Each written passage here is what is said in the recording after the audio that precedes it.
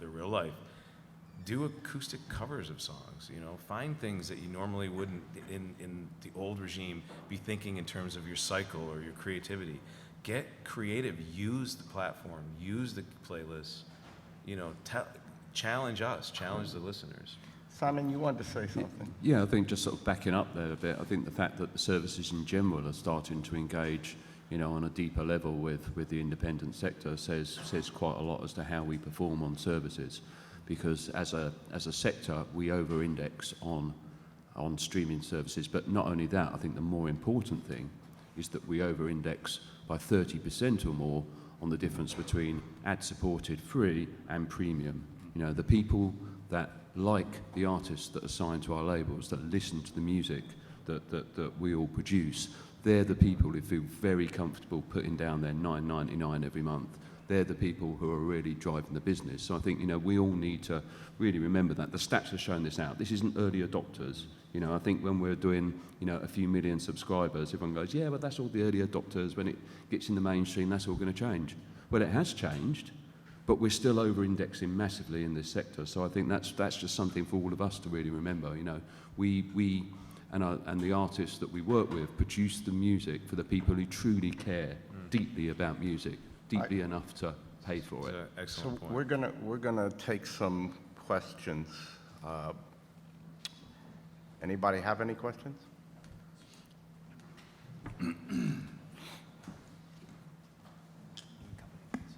Hi, Debbie Eagle, Bronx Most Wanted Entertainment.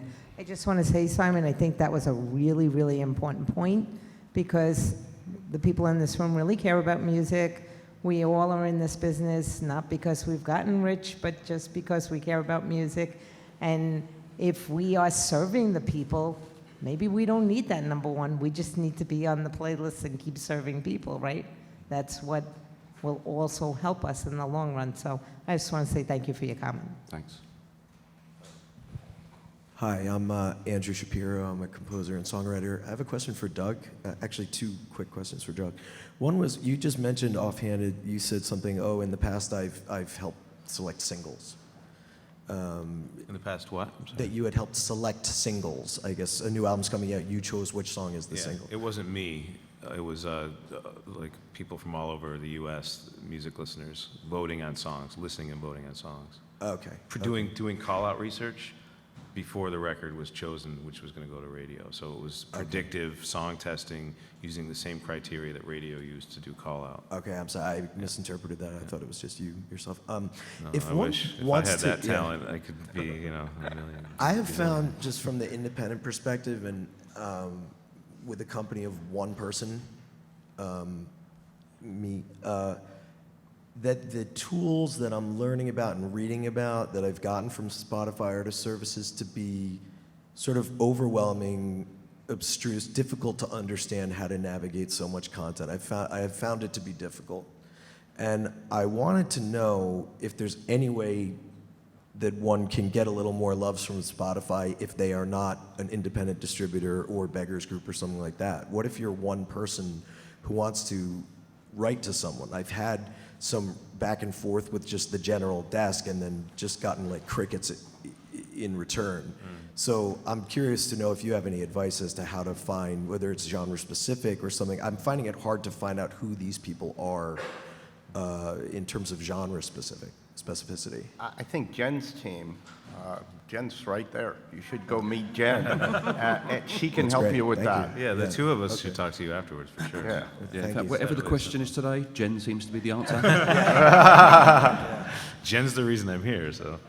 All right, thank you, but I love the panel. Thank you very much.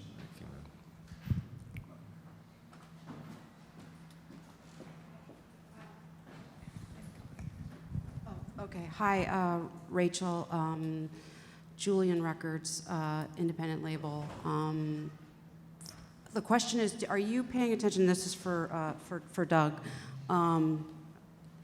paying attention if a song gets added to, say, a branded playlist like Filter and how it might perform on those playlists before it gets added to, say, a Spotify editorial playlist? Yeah, we pay attention to all user consumption. no matter whether it's a playlist or a user's own playlist, whether it's branded through a third party or through their own playlist. A lot of the algorithmic stuff is actually based on the playlisting behaviors of individuals. So that's a hugely important thing to know. That's why that cycle that I was talking about earlier, the cycle of data, so that if we miss something that's got a pocket of interest, we usually get picked up based on just regular user consumption. So yeah, we definitely do pay attention to those playlists, but we pay attention to all user consumption is the answer. And that's a really important factor. It's why if you don't get into a playlist or you don't feel like you've got direct access, but you've got a story, if you build that story within your base and do some marketing and do some socials, it will start to raise its hand in the service. And we will then see it, and we will amplify that because we want to capitalize on those moments. Yeah, I think that's huge. I think there are only so many shots that you can take within any individual service, but with Spotify especially, you have the opportunity to drive to test out how the music that you're so passionate about is doing elsewhere, and then go take those results and show them and try to get access to the Spotify owned playlist. But yeah, you want to give yourselves as many shots as possible to give that music its voice. Yeah, I just want to say one more thing while I'm answering that question. That was a great point. I want to shout out to the panel because I want to make sure that the playlisting is the end, right, of a cycle that you all are passionate about and everybody up here is passionate about. And we are trying to super serve what is a massive group of trusted sources, people that have spent their lives, young or old, doing, finding and being passionate about breaking artists and music. And we are fed by you. This isn't a promotion discussion. And we recognize that in our team and in our company. So don't be discouraged about things like access or percentages. Be proactive because you are the people that are driving this. And don't forget that. We are accessible. There is a lot of volume, but there always is a way to build stories and to get access. And you will never be turned away by our team and our company. It's really important for me to say that. Thank you. Alonzo Alston, practice entertainment law in Charlotte, North Carolina. I represent about 15, maybe 18 independent labels at different stages of their development, different genres, country, rock, hip hop, whatever. And I'm the guy they send out to get the information and bring it back because they're small. And it's easier to kind of be an aggregator for them. When you're hearing the story and you're processing information early, what is your mindset in terms of what you want to hear that's going to actually catch your attention? Because you don't want to hear a sales pitch, but you want to hear something to get you excited. Well, what's your process? Hypothetical answer. So there's a song that comes out yesterday, goes on a popular hip-hop media platform, does 700,000 in one day. The company's thinking, well, maybe we need to go buy one more day on your front page because we're getting traction on YouTube and our Vivo relationship needs to get fixed and this is why. Okay, but Spotify, we have no participation. We're buried in general population. Is that enough to say, well, maybe that's something we look at? Or is it one of those things where you're probably one of how many 1,000 people that are going to be in that position because every day there's that happening on these platforms, maybe 10,000 because there's multiple platforms that are responsive that way. What's the best way to kind of meet minds with you guys, what you're thinking about in terms of what's important to move the needle? Yeah, it's very similar to one of the previous questions, is access to getting that information. And we have a great label services team, and Jen is sitting right there, that can get those stories, filter through them, understand what's the most important aspect of it. And then ultimately it's listening to the music and discovering what the story is becomes secondary to how is the song, does the editor assume the song is going to perform across a myriad of different types of playlists.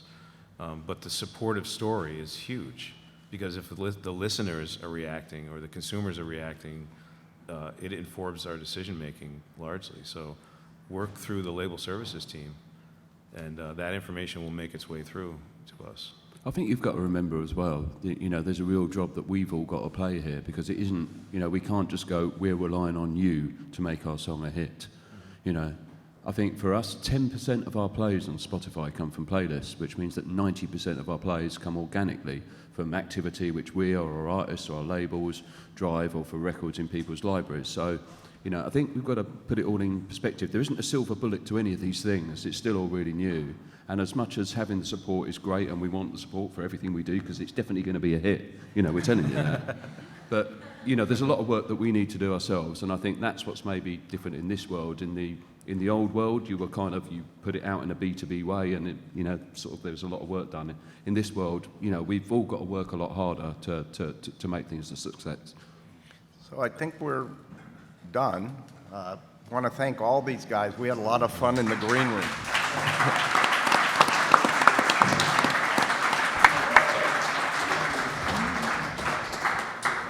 Big thank you to our panelists, and to Alan for hosting. Again, to Rob, Dog, Eliah, and Simon. Coming up next is the A2IM general meeting and chairman's closing remarks.